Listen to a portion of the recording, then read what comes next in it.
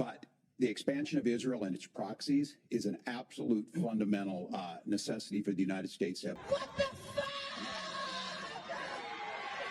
Along with our Israeli partners and our coalition, able to stop the incoming attack. Girl. Margaret, I want to answer the question. First of all, thanks, Governor. Thanks to CBS for hosting the debate. And thanks, most importantly, to the American people who are watching this evening and caring enough about this country to pay attention to this vice presidential debate. I want to answer the question, but I want to actually give an introduction to myself a little bit because I recognize a lot of Americans don't know who either one of us are. I was raised in a working-class family. My mother required food assistance for periods of her life. My grandmother required Social Security help to raise me. And she raised me in part because my own mother struggled with addiction for a big chunk of my early life. I went to college. Yeah, I'm telling you, I have the mind of a I have the mind of a mastermind. What's that? I don't know, but I'm so creative like that. And when Iran shot down an American aircraft in international airspace, Donald Trump tweeted, because that's the standard diplomacy of Donald Trump. And when Iranian missiles did fall near U.S. troops and they received traumatic brain injuries, Donald Trump wrote it off as headaches. Senator Vance, the U.S. did have a diplomatic deal with Iran to temporarily pause parts of its nuclear program, and President Trump did exit that deal.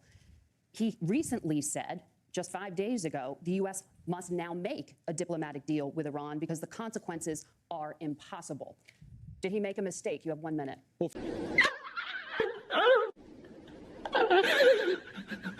First of all, Margaret, diplomacy is not a dirty word, but I think that's something that Governor Walz just said is quite extraordinary. You yourself just said Iran is as close to a nuclear weapon today as they have ever been. And Governor Walz, you blame Donald Trump. Who has been the vice president for the last 3.5 years? And the answer is your running mate, not mine.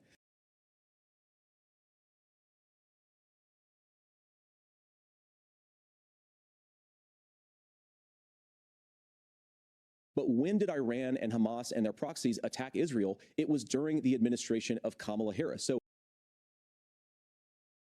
scientists say climate change makes these hurricanes larger, stronger, and more deadly because of the historic rainfall. Senator Vance, according to CBS News polling, 7 in 10 Americans and more than 60% of Republicans under the age of 45 favor the U.S. taking steps to try and reduce climate change.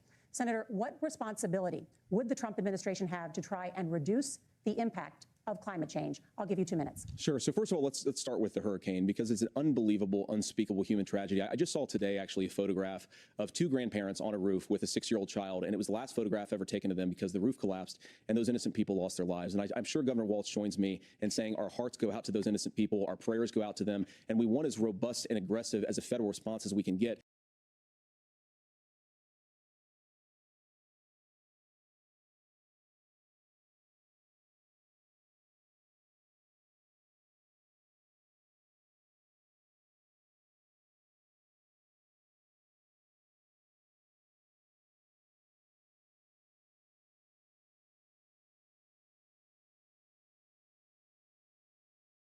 Now, Nora, you asked about climate change. I think this is a very important issue. Look, a lot of people are justifiably worried about all these crazy weather patterns. I think it's important for us, first of all, to say Donald Trump and I support clean air, clean water. We want the environment to be cleaner and safer. But one of the things that I've noticed some of our Democratic friends talking a lot about is a concern about carbon emissions, this idea that carbon emissions drives all of the climate change. No, ma'am.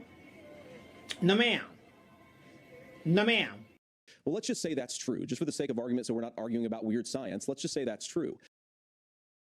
Well, if you believe that, what would you want to do? The answer is that you'd want to reshore as much American manufacturing as possible, and you'd want to produce as much energy as possible in the United States of America because we're the cleanest economy in the entire world.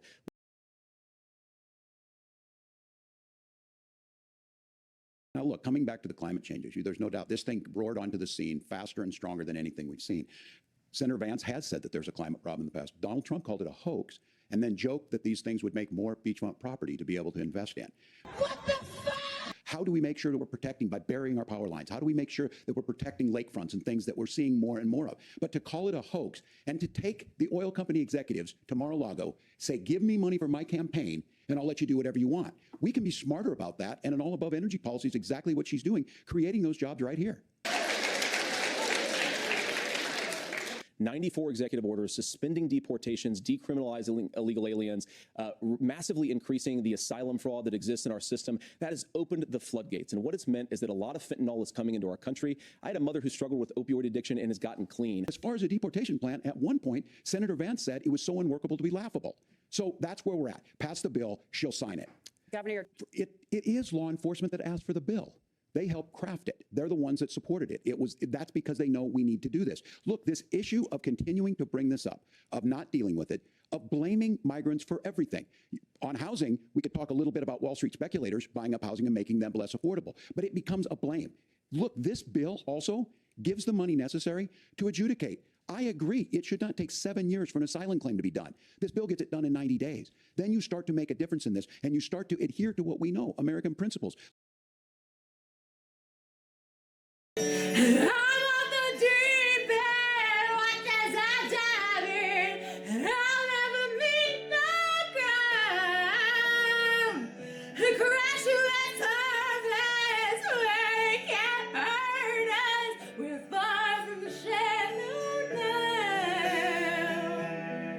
In the shallow, in the shallow, in the shallow, we're far from the shallow.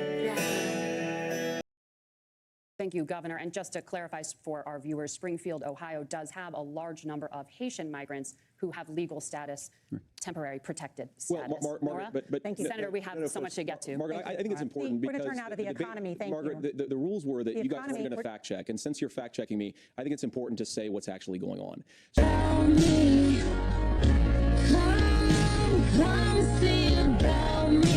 You should be listening, how's this going to impact me? The bold forward plan that Kamala Harris put out there is talking about this housing issue. The one thing is there's 3 million new houses proposed under this plan with down payment assistance on the front end to get you in a house. A house is much more than just an asset to be traded somewhere. It's foundational to where you're at. She's got a point.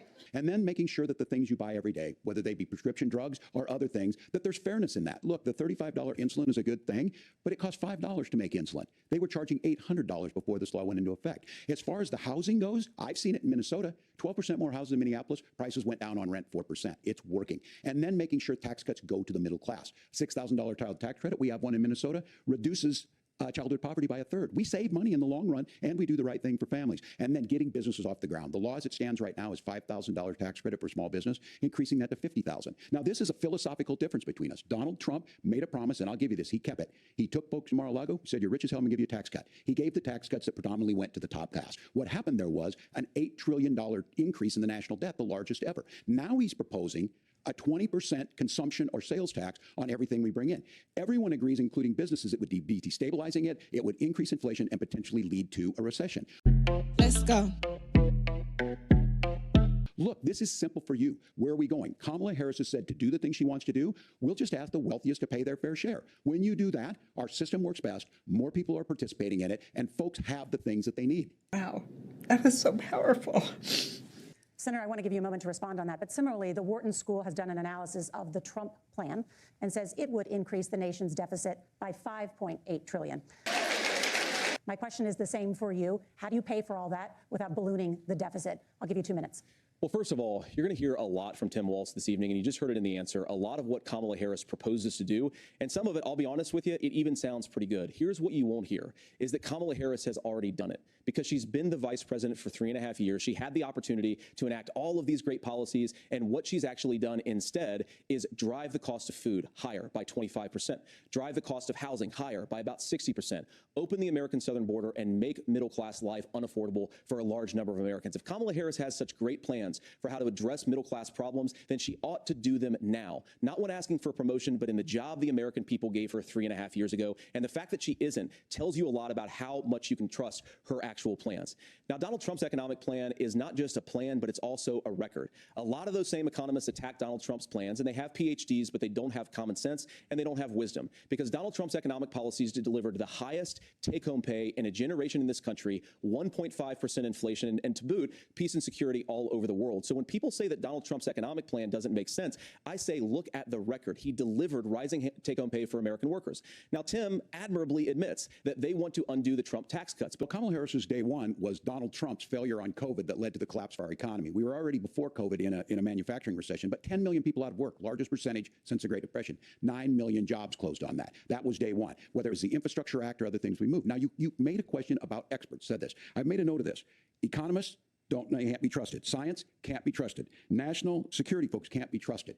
look, if you're going to be president, you don't have all the answers. Donald Trump believes he does. My pro tip of the day is this. If you need heart surgery, listen to the people at the Mayo Clinic in Rochester, Minnesota, not Donald Trump. And the same thing goes with this. And I ask you out there, teachers, nurses, truck drivers, whatever, how is it fair that you're paying your taxes every year and Donald Trump hasn't paid any federal tax in the last 15 years and the last year as president? That's what's wrong with the system. There's a way around it, and he's bragged about that. We're just asking for fairness in it, and that's all you want. I think the thing that most concerns me on this is Donald Trump was the guy who created the largest trade deficit in American history with China.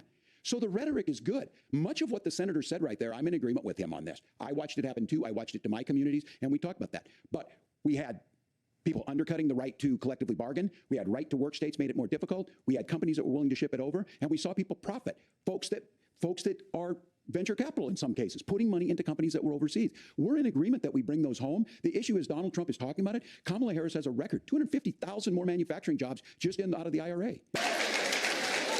Look, I will be the first to tell you, I'm a knucklehead.